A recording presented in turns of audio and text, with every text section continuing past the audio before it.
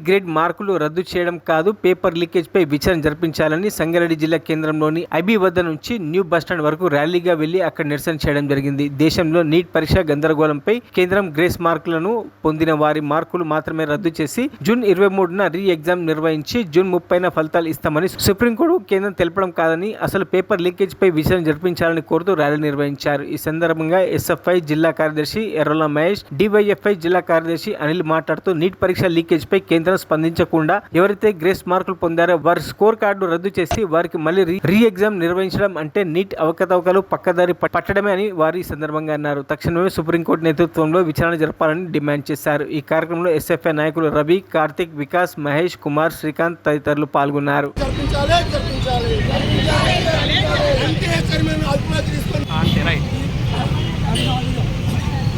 ఈరోజు DYFI SFI Sangareddy జిల్లా committee ఆధ్వర్యంలో ఈరోజు సంగారెడ్డి జిల్లాలో నీట్ ఎగ్జామ్ను వెంటనే రద్దు చేయాలి, ఏదైతే పేపర్ లీకేజ్ పాల్గొన్నటువంటి గుండెలను అరెస్టు చేయాలని చెప్పి ఈరోజు విద్యార్థి విద్యుల సంఘాల ఆధ్వర్యంలో ఈ కేంద్ర ప్రభుత్వాన్ని డిమాండ్ చేస్తున్నాం.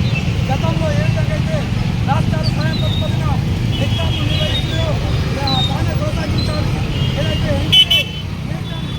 టెస్టింగ్ ఏజెన్సీలో దీన్ని రద్దు చేయాలి. ఈ వైద్య విద్య నాణ్యత లేకున్నటువంటి వ్యక్తులను ఈరోజు వైద్య రంగంలోకి అనుమతించడం సరైన పద్ధతి కాదు. ఇది దేశానికి ప్రమాదకరమైన ఈరోజు మేము భావిస్తున్నాం.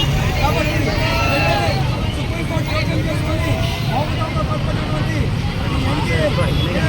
సమస్యను పూర్తిగా శాశ్వతంగా రద్దు చేసి నీట్ ఎగ్జామ్ను మరిన్ని అప్డేట్స్ కోసం మా ఛానల్ని సబ్స్క్రైబ్ చేయండి.